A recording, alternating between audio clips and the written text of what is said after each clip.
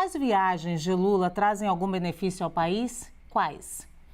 Olha, eu estava vendo as análises, né, dos especialistas em política externa, em política internacional, inclusive aqui da própria CNN, né, e eu cito aqui o Lorival Santana. E ele caracterizou, vamos dizer assim, essa agenda intensiva do Lula no exterior como uma política externa narcísica, né, ou seja, narcisista, que olha para si. E isso já estava na minha cabeça há algum tempo, isso foi uma análise após 100 dias de governo.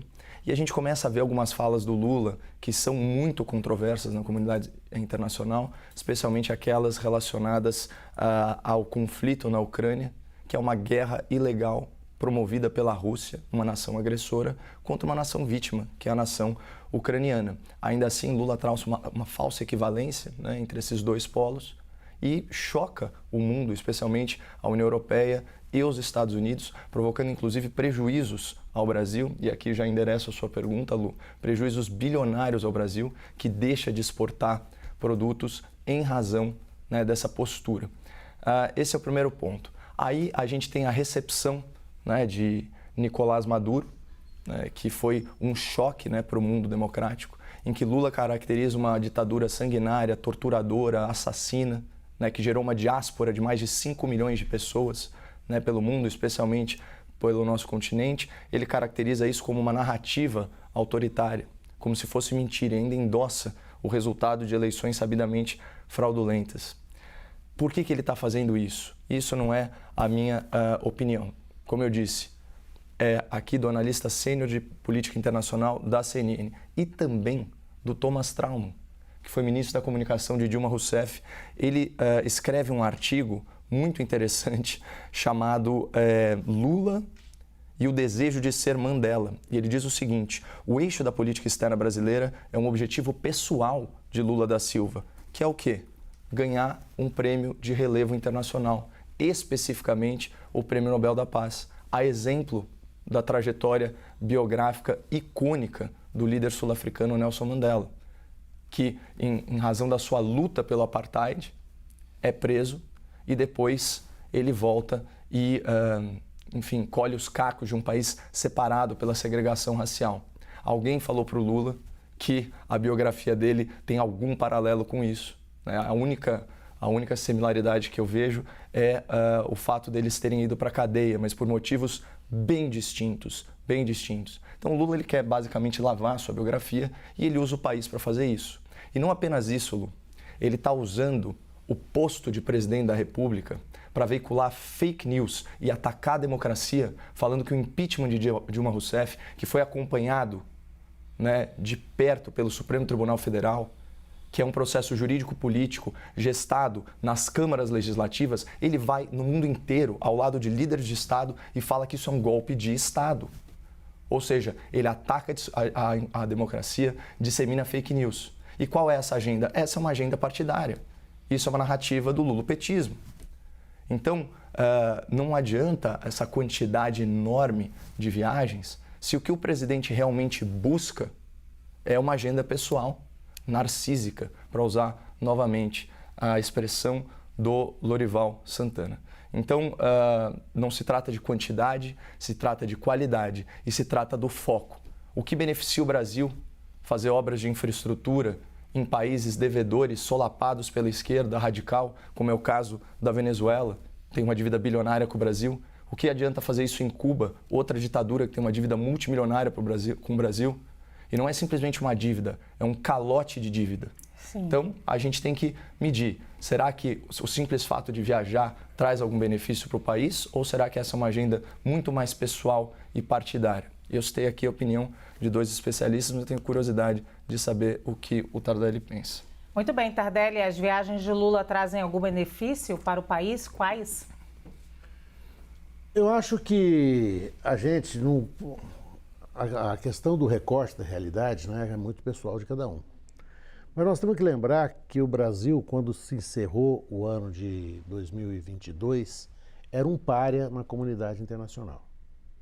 Certo?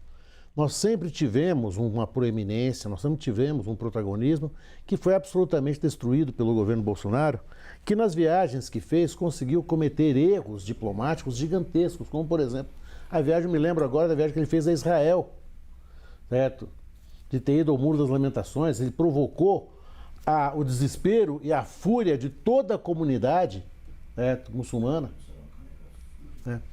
O Bolsonaro, ele se tornou um pária, ele se tornou uma pessoa absolutamente relegada na comunidade internacional.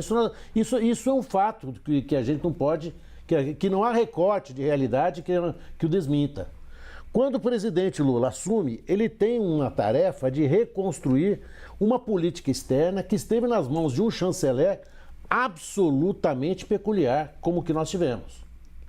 Estou usando a palavra peculiar para não usar uma outra que desagrade parte da nossa audiência. O presidente... Está falando do Ernesto Araújo. Do Ernesto Araújo. O presidente visitou países, visitou situações, ele faz um discurso na reunião do G20, que é um discurso histórico. Ele foi um chefe de Estado que chamou os chefes de Estado à responsabilidade. Ele vai patrocinar no Brasil um encontro de preservação ambiental que nós nunca tivemos. O último que nós tivemos, a Eco 92, não é?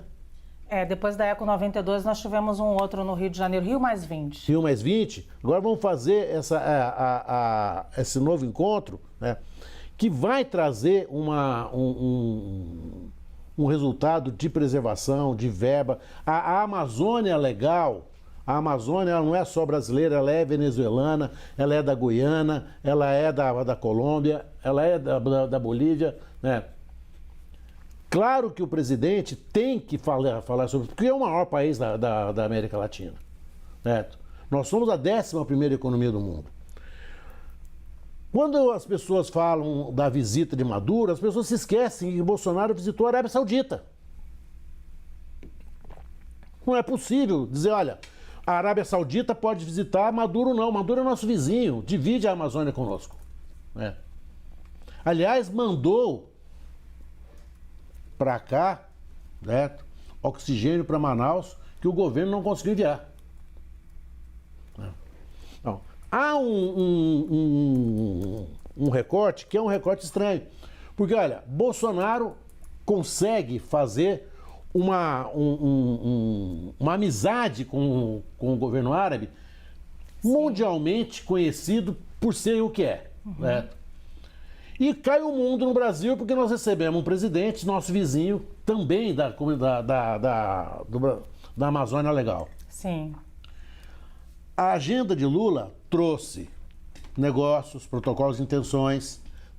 Nós reativou várias e diversas ações humanitárias na Amazônia.